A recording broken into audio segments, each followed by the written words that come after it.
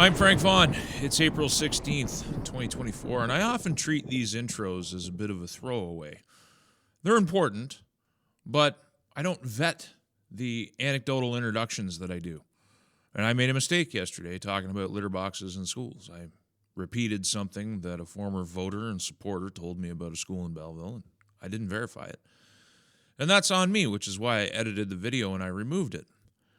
But the anecdote that I was sharing is still very much a part of reality, and I'm going to reshare it here, and this is for the benefit of Robert, one of the critics that got offended in the comments because of that anecdote. Robert, I got 120 videos on my channel full of facts and references, all of which are backed up by facts. You picked one segment of one video and decided to start spamming the channel about me being fake news and that the entire channel was fake. Let me tell you something, Robert, because your recommendation was that I've been in the bush too long and I should get out there into the world. Let me tell you about your world. I'll speak to what I know.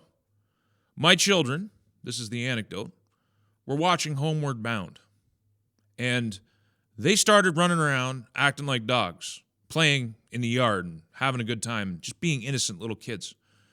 There are, in fact, right here in Saskatchewan, schools that promote this behavior at the high school level and say that the students that are identifying as dogs are protected. They're a protected class.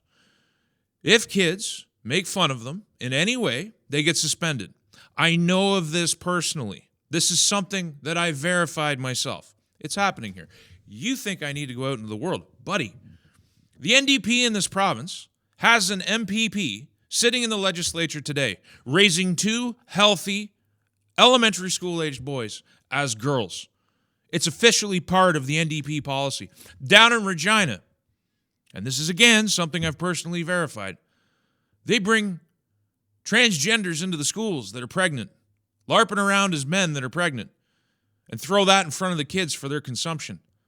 There are MLAs right now in this province that have no problem taking little kids to drag shows. That's happening right here. The same gender madness that I left Ontario, in part, to get away from, is here right now. That's a fact. Do you know, Robert, what Fish Tank is? It's this reality show that's on the internet. Maybe you need to get outside of your bubble, bud. In that reality show, the last 2 seasons, they've had these furries in there with litter boxes for them to play in. Now, I don't know if they're openly defecating in those litter boxes, but the normalization of this behavior is well advanced. Do you know what Twitch is, Robert? I bet you don't. It's a streaming platform. There's a whole cohort of people who use that platform who follow people who are dedicated to this nonsense known as furries. It goes beyond teaching your kids that they can change sexes as easy as clothing. We're now into trans-species stuff. So yeah, the litter box stuff was a mistake. But it was a throwaway anecdote. I corrected it and fixed it. Does that actually mean that everything that I do on my channel is dishonest? That I'm trying to deceive people? Like you said? Give your head a check, bud. I don't know who you think you are. Maybe you're upset that I'm pointing out the flaws in your chosen profession, which is teaching. You got problems in that profession that you need to face up to, because Saskatchewan is one of the last places where the majority of school board trustees don't subscribe to this nonsense. The battle has been lost in BC. The battle has been lost in Ontario, and there are thousands of children in this country right now, Robert, that have been sterilized through these cross-sex hormones, which are doled out like medicine. They talk about a ban on conversion therapy. The ban is on telling kids that they're okay in the bodies that they were born in, that they're healthy the way they are.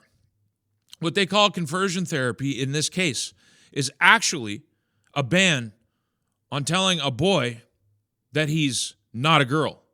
If he says he's a girl, you're supposed to just reaffirm that. You're supposed to take him down the road of counseling. Start him on the cross-sex hormones. Thousands of kids, a lot of them in foster care, a lot of them with prior mental illnesses. This is like 10 times higher as a cohort among the mentally ill. It's like they're targeted to advance this ideology, and that's what it is. It has no basis in biological reality. This is a threat to every single parent that has little kids. And you can stick your head in your sand all you want, but the facts remain. It's here, it's real, and maybe you should get outside of your bubble. And further to the conversation about furries and trans everything, this is a monumental day. This broke after I finished recording this video, actually, so this is an insertion, and hopefully it doesn't make the video too disjointed. UK Supreme Court rules a trans woman is not a woman. Hallelujah. Biological reality making a comeback, and we're just going to go to J.K. Rowling. It took 3 extraordinary, tenacious Scottish women, real women, with an army behind them to get this case heard by the Supreme Court. And in winning, they've protected the rights of women and girls across the UK, because there is no place for men in a girls' change room. There is no place for men in women's sports. There are certain areas where the separation of the sexes is actually protective of the interests of both. A man deciding that he is a woman one day versus being a man the day before is not real. And anybody advising you that you should embrace that is sick in the head. We shouldn't be teaching our kids that this is normal behavior either. It is, by definition, abnormal. The vast majority of people, 99.3%, I believe the statistic actually is, off the top of my head, maybe it's not entirely precise, identify as either male or female. But it's not about identity. And it never was about identity. Gender should never have been separated from sex, or conversely, gender roles should never have been examined as defining your sexual reality. My wife, when I met her, hard-working woman, beautiful, but she liked wearing her Carhartts. She likes getting dirty. And when we worked the farm, her hands were just as calloused as mine. Didn't make her a lick less a woman, didn't make her a lick less feminine. She still turned to silk in my hands. And there's aspects of my personality. Many of my critics will point them out. They'll say that I'm feminine because of the way I talk about things, or because of the long hair, or whatever you want to say. I love my kids. I love them very tenderly and openly. I often kiss them on the forehead. I give them hugs. Some would argue that's not masculine. You can go to hell. I love my children. I don't mind the softer things in life. I like being comfortable. I enjoy blankets. I enjoy curling up on the couch with a book. I'm still a man, every bit a man. I was born this way and I'll die this way, and there's nothing that can change it in between. But back to the point. This is an absolutely wonderful decision. And I hope we can restore some sense. Look, if you're an adult and you want to do some crazy things and whatever, that's fine. But stop trying to shove it down the rest of our throats. Just because you act a certain way doesn't make it real. And there should never be a law on the books that forces us to acknowledge your state of unreality as real. This is a great day. And with that being said and the correction issued, I would like to leave my kids to play innocently and wander around in their imaginings. But in no way, shape, or form am I going to tell them that their imaginary friends are real. That when they start pretending that they're dogs, that they can be a dog, that a boy can be a girl or a girl can be a boy, and I don't care how many laws are passed that say that I can't do that. I'm going to keep doing it. You can destroy my life and you can jail me. I don't even care. I will never subscribe to this biological unreality, this gender madness, this unicorn. It's disgusting. It's a sin against humanity. It's a crime against children. Moving on, let's listen to Mark Carney talk. President Trump is trying to fundamentally restructure the international trading system. In the process, he's rupturing the global economy. And that 80-year period when the United States embraced the mantle of global economic leadership, when it forged alliances rooted in trust and mutual respect, and championed the free and open exchange of goods and services and ideas, is over. So once again, he's repeating this notion that the old order is over and painting the United States as the bad guys. He wrote a book in 2021, which I am working my way through. I don't even know why I'm reading this book. I don't even know why I'm going to do a review. Mark Carney's public stances, his record as a central banker, should stand out larger than life to anybody. You shouldn't need anything else to understand that this parachuted liberal leader, this guy who didn't even identify as a Canadian, identified as a European, has lived outside the country, lived in New York, ran 2 central banks, ran Brookfield, is proud in his book of establishing an organization dedicated to net zero with $140 trillion behind it. $140 trillion with a T. That's his words, not mine, in his book. I don't even know why it's necessary, but I am going to try and complete it anyway. I'm trying to press on with it. It's actually not a bad read, and it's very insightful as to where this man's going to take us. In that book, he talks about how the old global order is fading away, how the world is going to become a multipolar world. But in this campaign, in order to deceive the Canadian public, he's blaming Trump for that process, which he identified in 2021 when Trump wasn't even around. It's an interesting thing. Supporters of the 51st state often come up with this notion. What do you do if Canada becomes the 51st state, and this is all hypothetical? What do you do when the Republicans lose control of the House and of the Senate and of the presidency and the Democrats come back in office? And there's a lot of different responses. But this cuts the other way as well. Mark Carney's acting like Trump is forever. He's acting like this notion, this Orange Man bad movement is going to last longer than one administration. It may or it may not. But he is pretending that he himself in his book, counting on you not to read it, hasn't already identified the fact that the hegemonic order is over and we are entering into a multipolar world. What Trump is doing is activating a process that Mark Carney himself has already identified as necessary. This is the duplicity of this man, which I've been highlighting in my videos. He talks about building Canada. He's standing in front of a sign that says Canada Strong. He talks about making Canada an energy powerhouse. He leaves out the word green energy. At the same time, he says he will not repeal C-69, the anti-pipeline bill, and he's not in a hurry to build out pipeline capacity. You can't have one and the other at the same time. You can't suck and blow. But he is counting on the ignorance of the Canadian public to keep him in office, this irrational fear of Pierre Poilievre and Donald Trump. He's not telling you the truth. He is playing on your ignorance. And to some degree, it's working.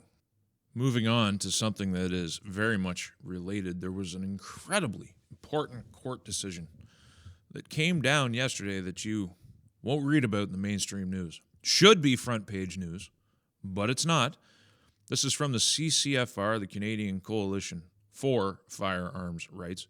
Often when I cite the CCFR, people will say there are no firearms rights in Canada, and I say that's why the word for is there.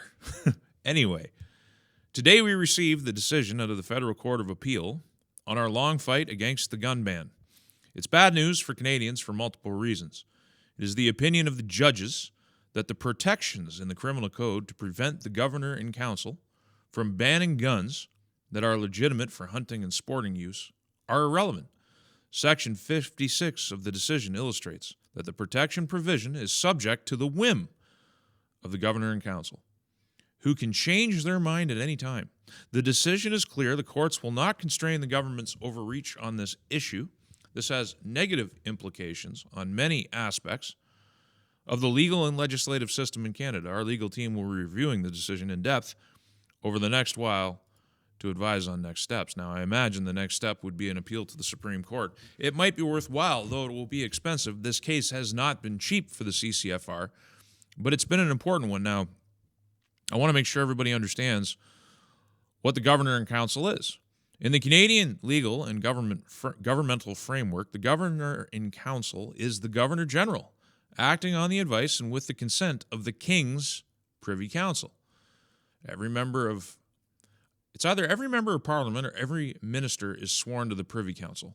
Anybody that's ever served as a minister, because You elect your government. Sorry, no, you don't. You elect your parliament, and your parliament appoints the government. You do not elect your government. It's an important distinction.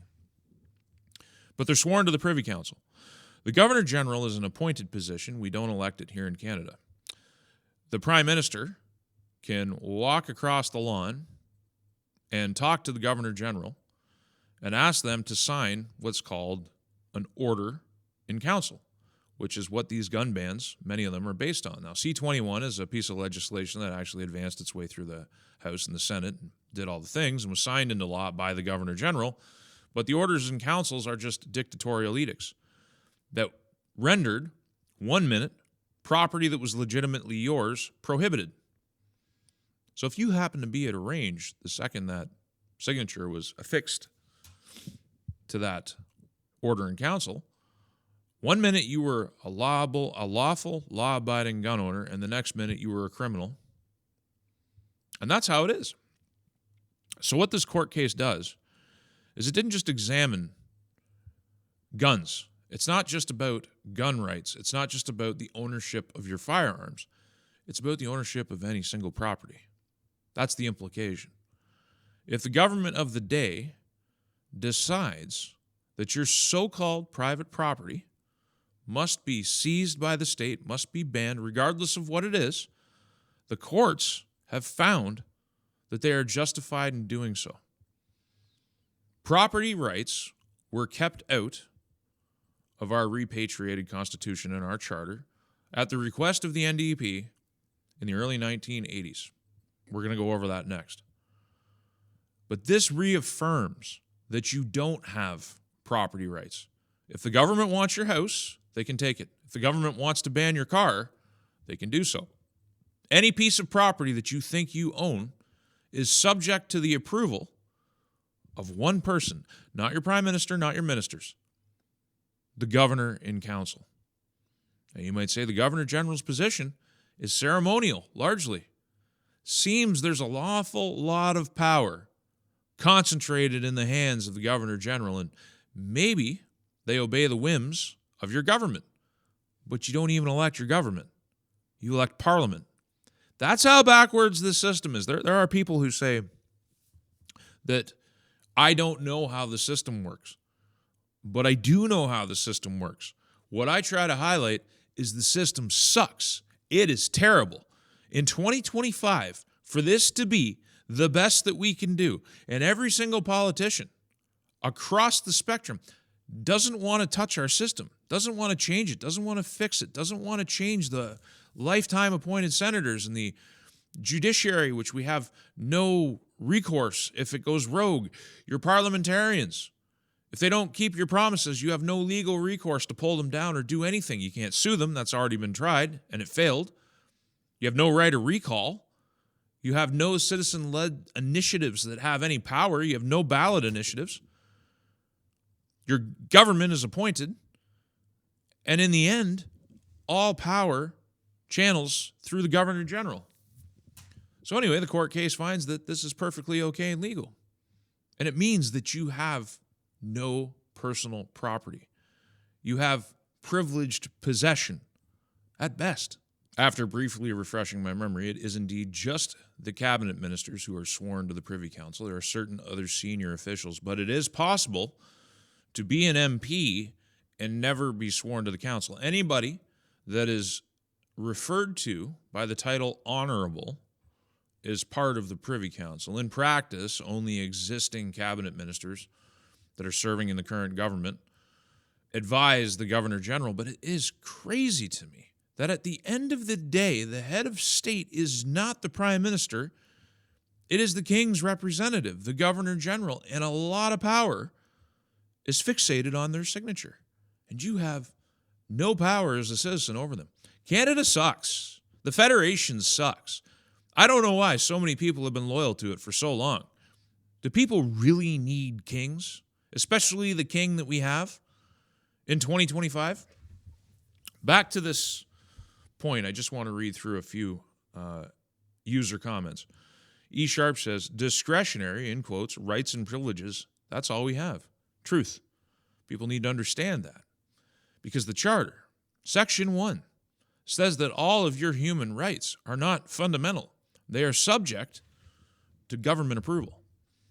And when the government suspends the charter to violate your human rights, whether it's seizing bank accounts, throwing people in jail, breaking up protests, and they go to court because they used an Emergencies Act, which requires them to go through a process, maybe not court, but go through a process similar to, that reviews their actions after they happened. And that process finds that the government acted illegally. Nothing happens to the government. So in effect, Section 1 has been proven by the courts and by the precedent that it supersedes all of your human rights. And even when the government is wrong to take them away, they are free from accountability. And it even shows in the polls. There's a whole cohort of Canada, a big segment of the population that is more than okay with having no fundamental human rights. That's Canada. It is terrible. Liberty Tree says there comes a time when you know the entire system is corrupt, that you don't provide them more opportunities to take your rights by fighting long shot cases in court. Canadians are still unable to grasp that you can't fight totalitarianism through the corrupt courts. I got to push back and disagree with that. I think you need to fight it on multiple fronts. I think what the CCFR has done here is part of the process of revealing that the emperor has no clothes. The only way to change Canada is for the public to actually wake up to what we are. And things like what the CCFR is doing is revealing that. Now, I think a strong conservative government, as I've said before, would help paint that picture, because they would come up against a Senate that has been entirely appointed by Justin Trudeau and the ministers that still serve under Mark Carney, our currently unelected prime minister. I mean, there's a lot of talk, and I've done it, about Mark Carney being unelected and about the farce that made him leader of the Liberal Party. But the fact is, even he sits under the Governor General. There's something wrong with Canada. Fortis et libre, Alberta strong and free. Unfortunately, my understanding of it was protection of property was left out of the Bill of Rights, not the Bill of Rights, the Charter, because the NDP asked the Liberals to leave it out. From time to leave, Canada cannot be fixed by Michael Wagner. And this is just an excerpt. Issues and the Canadian Bar Association also supported them. However, the New Democratic Party was strongly opposed to property rights and would not support Trudeau's proposals unless they were excluded. So in short, Trudeau catered to the NDP's demands to get that party's support. As Newman and Binion put it, property rights were sacrificed so the rest of the Charter and the Constitution could move forward, making apparent that property rights had not been central to Trudeau's vision of the Charter, even if he would have supported them. They point out that Trudeau was willing to bargain away property rights, something he would not have done with the other rights provisions. Unsurprisingly, with his leftist ideological bent, Pierre Trudeau had no qualms about entrenching a document that excluded property rights. Bulldog, who we're going to go to next, says the NDP never held office and destroyed the nation, so a Liberal could have his vanity moment. Human and civil rights are not worthwhile without property rights. You will have nothing and be happy. Just took a sudden new definition. Isn't it interesting that the NDP, under Trudeau the Elder, were able to exert this influence to make sure that Canada was a fully fledged socialist state at its birth, which wasn't 150 years ago. This nation, as it is construed, was born in 1982. There's a lot of people who talk about sovereignty. You already lost it 40 years ago. It was taken from you. Your flag was taken from you. Your identity, your heritage, it was already taken from you. You didn't even get to vote on it, which is typical of Canada. Back to Bulldog for a moment. He says, I rewatched your Flag Day video today, and that we have officially no property rights now. So not only was this new country forced upon us, we lost all property rights as well. We became a socialist state April 17th, 1982. We live in a lie. We need Canada to fail, and soon. It's hard to disagree with anything there. The Federation itself is a totalitarian construct. The farcical thing that we go through, known as elections, are just that. It's a mechanism to make you as a citizen feel like you have some kind of empowerment. But in reality, when you vote for political parties with no expectation that they will keep their word to you, with no right of recall, and no ability of your own to advance policy, to get ballot initiatives, to do anything real, when that parliament that you elect appoints the actual government that wields the power. Parliamentarians are lawmakers, so they introduce the bills that the government recommends, and then they either pass them or they turn them down. There's this party functionary called the whip, and its function is to keep the party in line and to do the leader's will. You have to hope that the leader is a good leader. You have to hope that the leader is well-intended and actually delivers what they say they will deliver to you. One of the things I'll give Mark Carney credit to is he doesn't make any qualms about trying to appear honest. He is convinced that you're stupid, and that it doesn't matter if he says one thing one way, one day, and says something else, not even the next day. This guy says one thing 1 minute. When the cameras turn off, he says something else. His whole campaign that he's running right now exists in defiance of every public policy statement he's made for the last 10 years. Lives in defiance of the book that he wrote. Net zero is his life. Now they want to pretend that they're anti-carbon tax. Carney's only criticism of the carbon tax was it wasn't high enough, that it wasn't effective enough, that it wasn't advancing net zero fast enough. He wants the oil to stay in the ground. He wants the natural gas to stay in the ground. He wants to put Saskatchewan and Alberta out of business. He wants to go to war with the United States via this trade war. He basically wants to end any concept of economic sovereignty for Canada, and he's doing it under the banner of protecting sovereignty. People need to understand more than any other thing that the citizens of this nation have been robbed in so many ways. It's like an onion, peeling back the layers. On this channel, we've talked about how Quebec, the volunteer participant in the Federation, never affixing their signature, has taken advantage of the entire concept of the nation. That the two referendums that were held on independence were exercises in blackmail, extortion, a vain public relations exercise that cost everybody a ton of money. The provinces are supposed to be sovereign. And I think it's time every single province in this federation, or at least, if not every single province, the provinces of Western Canada reclaim that sovereignty. Alberta and Saskatchewan have made some inroads towards doing that. And if Mark Carney does win, God forbid, that should accelerate full steam ahead. We must consider other options. Even absent that, it's long past time. Someone in this nation talked about opening up the Constitution, putting property rights in, which you don't have. And the CCFR court case is revealing how weak your hold on your material possessions, which you work so hard for. You struggle. I was talking to a guy just the other day. He makes $120,000 a year. 40,000 of that is lost to taxes. And there are those who will pick away at that number too. They'll say that a large chunk of that is actually CPP. Well, folks, it's been established, a clear record that the CPP is a tax. Even though liberals and certain socialists and people who love this country will deny it, it's an established fact. It's a tax. $40,000 is lost. In addition to that, at that wage bracket, all the subsidies go away. So the GST rebates, the carbon tax rebates, if you have kids, the CCB, it's all gone. So past a certain income threshold, you're literally just working to replace the socialism that you would benefit from if you just stayed poorer. It's getting to a point now where the tax burden's so high that it's almost not worth making more money. Isn't that sad?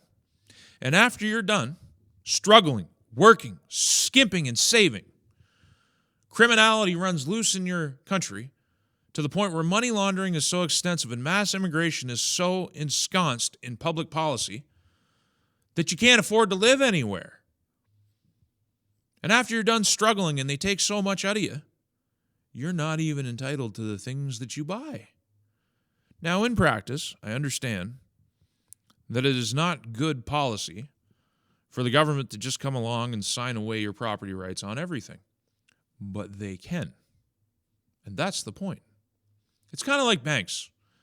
If you read the agreement known as your mortgage, you'll find in there that they do have a right to call that mortgage if they're so inclined before the term expires. There's all kinds of outs built into those contracts for the banks, and what choice do you have but to sign? Most of us will never have $500,000 or $1 million to just buy a home outright cash. How are you ever going to get there? The government will take it all before you get it.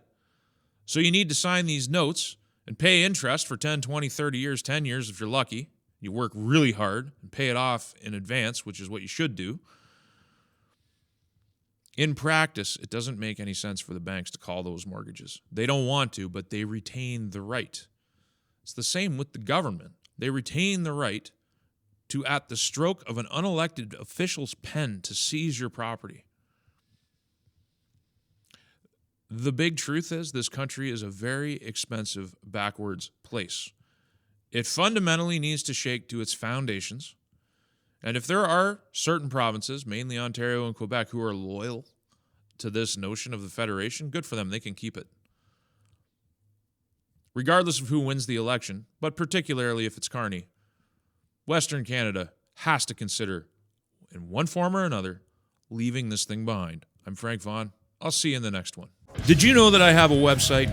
frankvaughan.ca, the ultimate repository for all of my work, and a backup location just in case the censors come for me again. And if you like the content, please consider using the donate link in one of the options available. There are no paywalls, there is no advertising, and there is no Patreon, and I intend to keep it that way. Thank you for your time and your consideration.